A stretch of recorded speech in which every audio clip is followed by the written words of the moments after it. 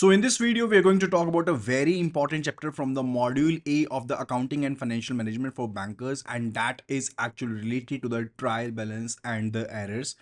Very important. So do watch this particular series till end. We had covered a couple of chapters like related to the foreign exchange arithmetics, related to the depreciation, and further much more things over there are to be coming soon. So do subscribe to the channel so that you basically watch all the videos, because you can definitely be scoring very well in the accounting and financial management exam, even if you are from the non-commerce background. The videos are available in Hindi mix English language as well as in English only language. So whatsoever is your comfortable language, you can go through the videos. You can be finding each and everything over there on our portal.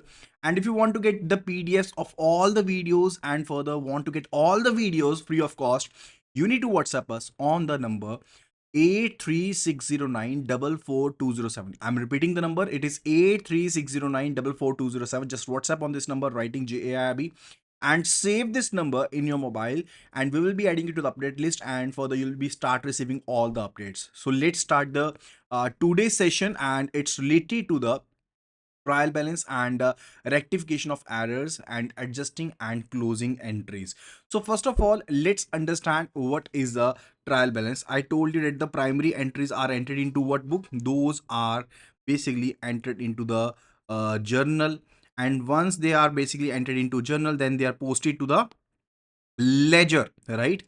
So ledger is basically related to the multiple accounts where the entries have been posted, and a collective version of the same is said to be the ledger. Now all those balances, all the balances of all the ledger accounts will be taken onto a worksheet, right? Onto a worksheet, the balances will be taken, and we'll be checking that if the particular balancing is done correctly or not. So trial balance is actually prepared so as to check the arithmetic accuracy related to the accounting entries, right? And after the trial balance have been prepared, then we go for the trading account, balance sheet, and for the profit and loss account, right? So let's go through these particular points one by one so that we can understand them better. So multiple entries are basically entered into, for the various accounts are entered, and further that basically makes a ledger. So we can simply be saying ledger is related to where the multiple accounts do exist. And let's say the account is related to the sales account, purchase account, or any other account. Those all are forming altogether the ledger. Now when the from all the accounts of the ledger, the balances are taken and put into single worksheet, that will be forming what? That will be forming a trial balance. And trial balance is prepared actually on a particular date. It is basically prepared as on a particular date, right? So recording the transaction first of all in the journal entry, then particularly we will be summarizing, and further we will be categorizing them in the different accounts in the ledgers. And once we have put them in ledgers, now we will be picking up the balances from the ledger accounts, and further we will be entering them into a worksheet which is said to be the trial balance. So we'll be creating a worksheet and classifying the ledgers is a trial balance over there. I'll also be showcasing you the format related to it, so do not worry about the same, right? Now after that, so trial balance definition is related to what? It is related to recording all the entries from the ledger balances and categorizing them into debit and credit balances over there. Let's say you're having the multiple accounts, right? I'm having account A, B, C. Here the balance is of 5,000 debit. Here the balance is of 6,000 credit. And further, let's say C account is having the balance of 5,000 debit again, and D account is having the balance of 4,000 credit, right? Now I'll be putting the balances on the debit and credit side, and will be summarizing them in the trial balance statement, right? That will basically we will be having the 10,000 on the debit side and 10,000 on the credit side. So now when the debit side is coming equal to the credit side, it showcases that the trial balance is having the arithmetic accuracy, right? That is a scenario only, right? I'm just giving you an example for the same. Now this trial balance is prepared as at a particular date, and for the which can be the end of the calendar year or the financial year. So whensoever we are to prepare the financial statements, we do prepare the trial balance for the same. So it showcases us the debit and credit balances from the different ledger accounts, and for the different particular cash book accounts or the balance book accounts or the any of the accounts. And for the we do prepare the trial balance for what? For checking the arithmetic accuracy of the same, right? Now after that, let's have a look at the format. Now here you are having the multiple accounts, right? We are having the multiple accounts. We have the purchases account, sundry debtors, stock, sales, cash balances, machine, etc. All the accounts, right? And on one side we have written the debit, and on the other side we have written the credit. Now the trial balance is actually prepared in two manners. One, it's related to the netting of the transactions is done, right? And the other one, it's related to the gross trial balance method. Now in case of the netting of the transaction, netting of the transactions, let's say case we're talking about the machines account. We are talking about the machines account. Now we will be having some of the entries on the debit side. Let's say on the debit side we are having the entries of 1 lakh, right? And on the credit side we are having the entries of, let's say, 80,000, right? Now what will be the balance of this particular account? If we do the balancing, what will be the balance of this account? The balance would be, because we are to basically make the things visible, we have to basically equate these things, so it will be 20,000 credit. So if we do the balancing, it will be 20,000 credit, right? Only then both these particular sides will be equated, right? That would be the case. Is that clear? So the balance carried down over here will be equal to 20,000 credit, right? And that will be the carried down balance for the next financial year when server will be opening the account again, right? So that is the case, and we'll be forwarding this balance. Let's say machinery account we were talking about, so 20,000 balance will be showcased here. This is by the means of netting of the balances, right? Netting of the balances. But the other way, it's related to what? It's related to the gross balances. Now when the gross balances trial balances sheet is to be prepared, in that scenario we do not balance the ledger account. We basically will be putting up the total of the debit side and total of the credit side as it is, right? So 1 lakh of the debit balance will be put here, and for the 80,000 of the credit side will be written here, right? So that will be the scenario, and they'll be totaling the debit and credit side, and accordingly we'll be looking at the differences if there is any, right? Now after that, let's learn about the features and what is the purpose of the trial balance over there. So it's actually showcasing the debit and credit balances of all the ledger accounts. Now whatsoever the ledger accounts we were having, we are basically going to figure out them all the debit and credit balances, and we are going to basically add them to the worksheet. And it also includes a cash balance as well as the bank balance. Those are also basically included over there.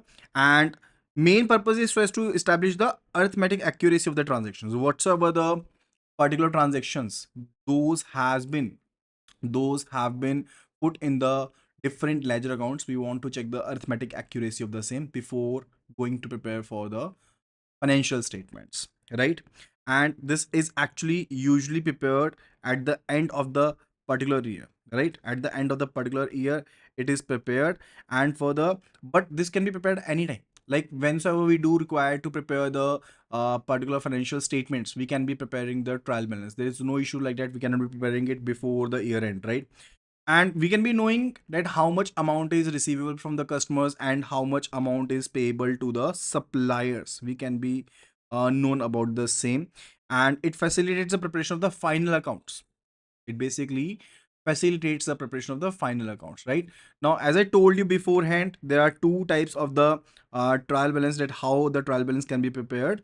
And it's related to the gross trial balance, and further it's related to the net trial balance. There are two balance methods that how we can be preparing the trial balance. If we talk about the gross trial balance, as I told you, we'll be taking out the total of the debit and credit from the account itself, from the each account ledger itself, and we will be keeping those totals into the receipt sides and the payment sides, and further that will be shown accordingly, right? So that is the scenario.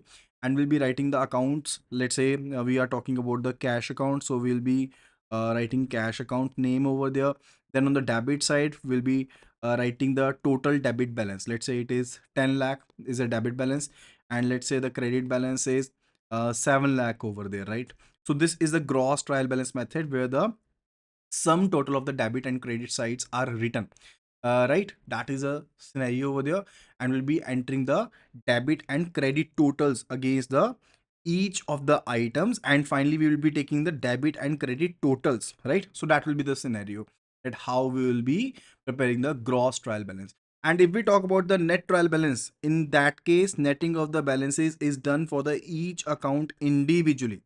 So the balances for each of the accounts which are basically drawn from the ledger, those are balanced over there, and the only net balance will be put in the worksheet for the trial balance, like I told you, right?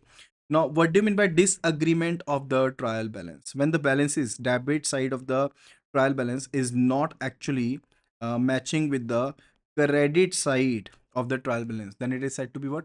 It is said to be the disagreement of the trial balance. So when the trial balance is prepared, it is prepared so as to check the arithmetic accuracy of the transactions recorded in the books of accounts. But it may also be the case that we may have done some kind of errors, and we were not able to basically, it may be due to omission, it may be due to the principal errors, it may be due to some other types of errors, right? That the balances are not matching, right? So we will be looking into different accounts where we are getting the issues, and then so that we can rectify the account balances. But there can be some issues which can be committed by the persons, right? The person who is preparing the, who is generalizing the entries, or who is posting it to the ledger. It may be the case that they may have done some errors, so that must be looked into. Also, there are some kind of errors which are not disclosed even if the trial balance agrees. So it may be the case that the trial balance agrees. That's a case that you purchased the machinery for 3000 rupees, right? But inadvertently it was posted as an entry of 30,000 rupees, both on the debit side as well as on the credit side. Now when the particular entry was posted incorrectly in both of the accounts, the trial balance will still agree because there is no difference between the amounts na, so it will still agree. And on the same way, it may be the case that we have omitted the entry completely, like an entry that the cash was received from the customers was not put in the account, was not noted into the journal, or was not posted into the ledger. So when the account entry is omitted, then also the trial balance is not affected, right? So we'll be looking into different cases when the trial balance is also not affected. But before that, let's have a look at the different type of errors which can be there. So majorly, if we talk about the classification of the errors, these are of two types. One, it's related to the clerical errors, and the other one, it's related to the principal errors. And if we talk about the clerical errors, these are further divided like error of omission, error of commission, and compensating errors, right? And when we talk about the error of omission, it could be the partial omission or the complete omission, right? And these are the types that we are going to cover in today's video. These are very much important, and you can definitely be finding a question or two from this topic. So first of all, we are going to cover the topic related to the clerical errors, which could be the error of omission when you have just omitted the entry. The entry was to be posted, but you were never able to post that entry, or you basically omitted the entry partially. That on one side you have posted the entry, that let's say debit side was posted, or either the credit side was posted, but the other side was not posted. That is partial omission of the omission error. And it could be also the case of the complete omission, where you have completely omitted the entry and the entry was not posted. It could be the error of commission. Error of commission is something related to that you were to post the amount of rupees 3000, but you have posted as 30,000. It could be the case that you have posted the wrong entry. It could be the case that you have posted the wrong entry on the wrong side over there. So multiple combinations can be there related to the errors of commission. And compensating errors are particular those type of errors which nullify the impact of the wrong entries, right? So that's the compensating errors. So first of all, it's related to the error of commission omission. Omission means when a transaction is completely or partially omitted, it is said to be the error of omission, right? And let's say case that goods are purchased on credit, that on credit you have purchased the goods from the Mr. A. Now Mr. A is a person. Now two type of accounts are involved. One, it's related to the nominal account, that's a purchases account, nominal account is involved. And the other one, it's related to the personal account, that is actually related to some person.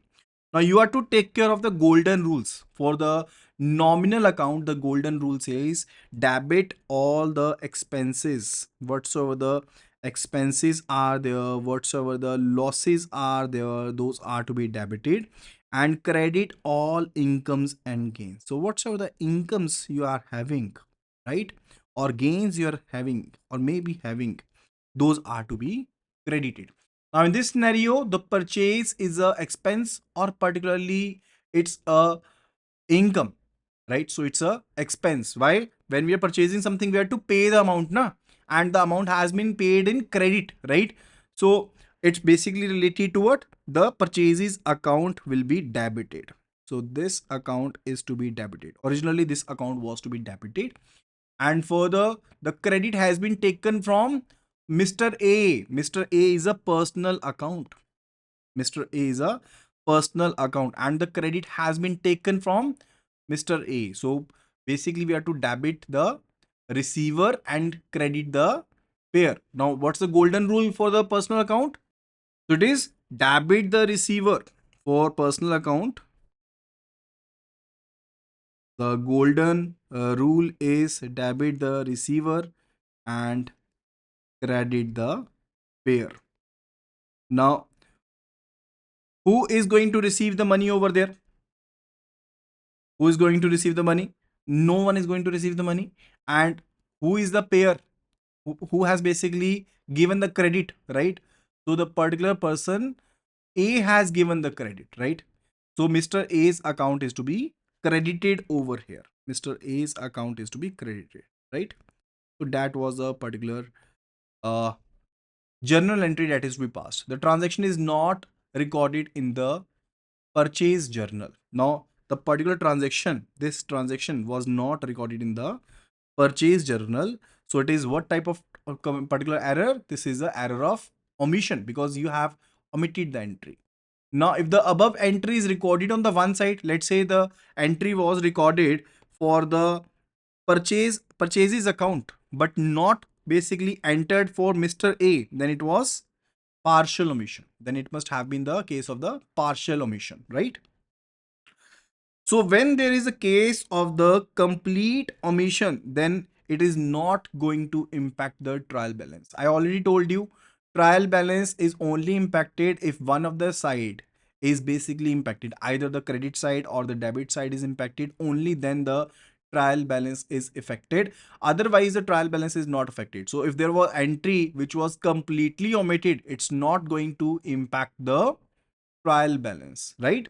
The second and type of the errors that we're going to cover under the clerical errors, that's actually related to the error of commission. The complete topic is very much important. Now I told you this is a combination of two or more cases. One case it's related to that posting of correct amount, but we have posted it on the wrong side. It may be the scenario that we have posted it on the wrong side, or it may be the case that the wrong amount has been posted, or it may be the case that the wrong amount on the wrong side has been posted.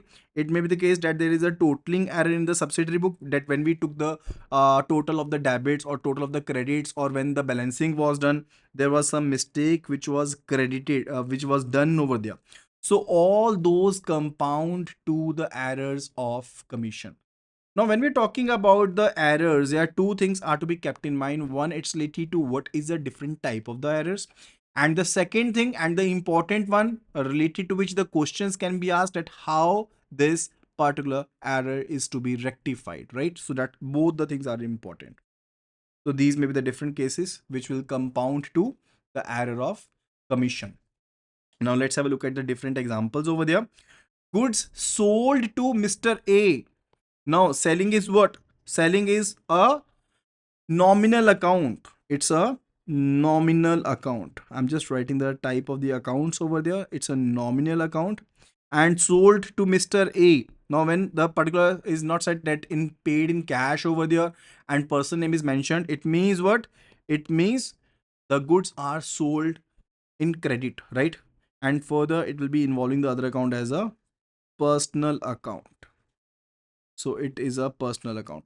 Now selling is what? When we are doing the selling, it's a income or it's a expense? It's a income. It's a income. So the sales account is to be credited. So this particular account is to be credited in this scenario, because the golden rule for the nominal account says all the incomes and all the gains are to be credited, and all the expenses, all the losses are to be debited. Here we are having the income, so it is going to be credited, right? And for particular personal account, debit the receiver and credit the giver, credit the payer or credit the giver, right? That is a scenario, that is a golden rule for the personal account, right? Personal accounts are of different type, like it could be a natural personal account, it could be the representative personal account, it could be the artificial personal account, right?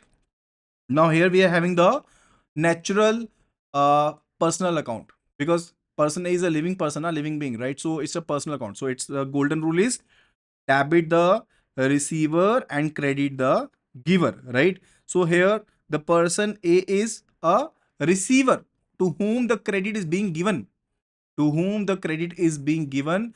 So person A account will be debited. So person A account is to be debited over here. So this entry was to be passed. So the original entry must have been that Mr. A account must have been debited by 5,000 and sales account must have been credited. So this should have been the original entry, but the wrong entry was passed. What wrong entry was passed? It says that the recorded on the credit side. It was recorded on the credit side. So the sales account was debited and Mr. A account was particularly credited, right? So the wrong entry was passed. So it was just the case that you were to basically debit the account.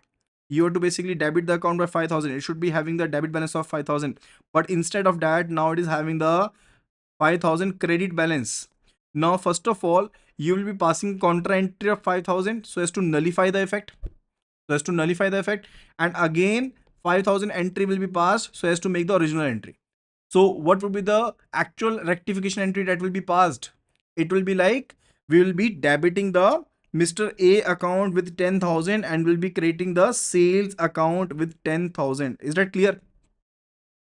Is that particular clear? And if I basically cut down the particular case that so as to make you understand the things, first of all, this entry is to be passed. We can be saying that this was the right thing. This was the right thing which was to be done. And also so as to basically nullify the impact of this particular case, nullify the impact of this particular case, we are to pass the reverse entry of this. The second reverse entry was to be passed to be what?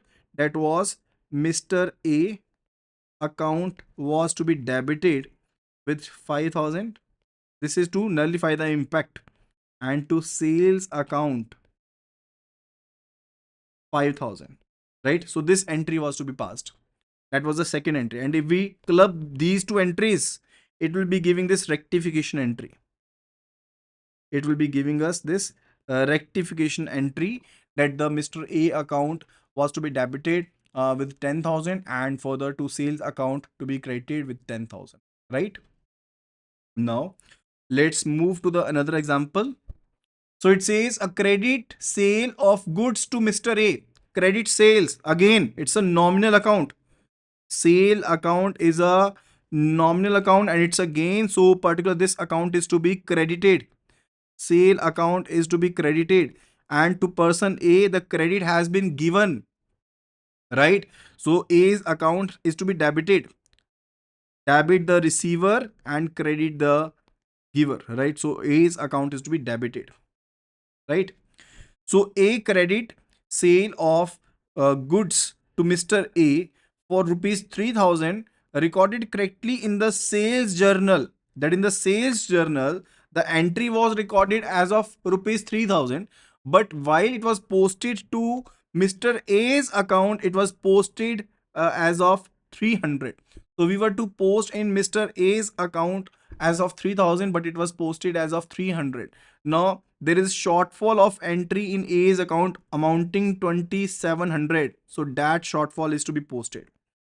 So that shortfall is to be posted. So rectification entry would be the one side entry, that will be a rectification entry. That is Mr. A account was a shortfall of 2,700, that will be posted, right? The third example, it says an amount received from customer Ramesh. So you received an amount from customer Ramesh. No, when you received an amount, the amount must have been received in the cash account. Now, cash is what? It is an asset account. It's an asset account. And all the asset accounts are the real accounts. And what is the golden rule for the real account? The golden rule for the real account says debit what comes in. So whatsoever is coming in, we have to debit it, and credit what goes out. So if the amount is going out, we have to credit that amount, and if it is coming in, we have to debit that account, right? So we are receiving cash, so the account will be debited. So we are receiving cash, so the cash account will be debited, right? So it will be debited. And further, Ramesh has paid the amount. So debit the receiver and credit the giver. Now who has paid the amount? Ramesh. Ramesh is the giver. Ramesh is the giver. It's a personal account, so it is to be credited. Is that clear? Right? So it says an amount received from customer Ramesh recorded correctly in the cash book. So in the cash book, it was recorded correctly, but posted to the debit side of the Ramesh account.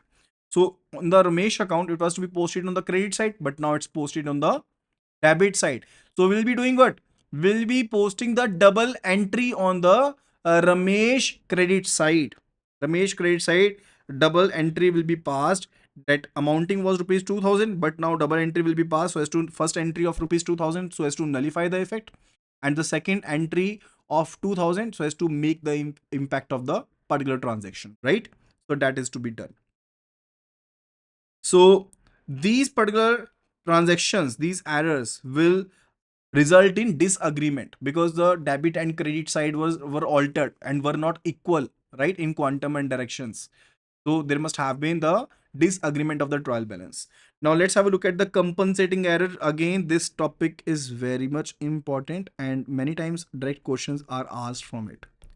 Now what do you mean by compensating error? When one mistake nullifies the impact of the wrong effect of the another mistake, that is said to be what? That is said to be the compensating error. So salary paid rupees 25,000 recorded as 52,000. So you actually paid a salary. Now if we look at the particular transaction, salary paid is what? Salary paid is a nominal account. So it's a nominal account. And particularly salary paid means the cash account must have been involved because nothing is mentioned. So we say cash account is involved, and cash account is what? Cash account is a real account. Now we are basically paying the cash. The cash is going out. So the golden rule for the real account says debit what comes in and credit what goes out. So the cash account is to be credited. Cash account is to be credited, and salary paid is an expense. So salary paid is an expense. So expenses are to be debited. So the salary paid account will be debited, right? Salary account will be debited. So what would have been the journal entry? The journal entry would have been salary account debit rupees 25,000, right? And further to cash account 25,000. This would have been the original entry, right? And for the second case, we have purchased the goods, which is again a nominal account. Purchasing is a nominal account and it's an expense, so it is to be credited. Purchasing is also expense, so it is to be debited, not credited, it is to be debited, right? And the second account must be cash account, so it will be credited because the cash is going out, so the cash account is to be credited. So the journal entry for the same would have been purchases account debit of 30,000, and for the to the cash account 30,000, right? That would have been the entry, but the wrong entries were passed. The wrong amounts were passed, right? So the entries would have been like the salary account, it was passed to be 52,000 instead of 25,000. 52,000 of the transactions were passed, and the purchases account, the transaction was recorded as 3,000. Now the salary account was particularly, there was amount which was overcasted. There was overcasting of the balance in the salary paid account by amount of rupees 27,000, by 27,000. And the case of the cash account also, the amount was overcasted by 27,000, right? And in the case of the purchase account and the cash account, the amount was undercasted by 27,000, right? So that is basically plus 27,000, this is minus 27,000. So the one error nullified the impact of the wrongdoing of the another mistake. Now in that particular manner, this is what, this is a compensating error, because one error is compensating the another error, right? So that is said to be the compensating errors. That is said to be the compensating errors. Okay.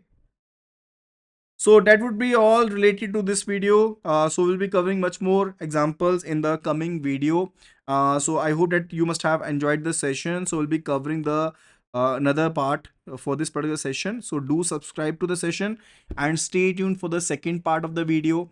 And for the, if you do like this video, do give this video a thumbs up and do share this video among your friends and colleagues who are preparing for the JAIB 2025. And if you want to get all the particular videos, so just do WhatsApp us right now on the number 83609444207, writing JAIB, and don't forget to save this number so that we'll be adding you to the update list. So that will be all. Thank you so much and see you again in the next video. Happy learning.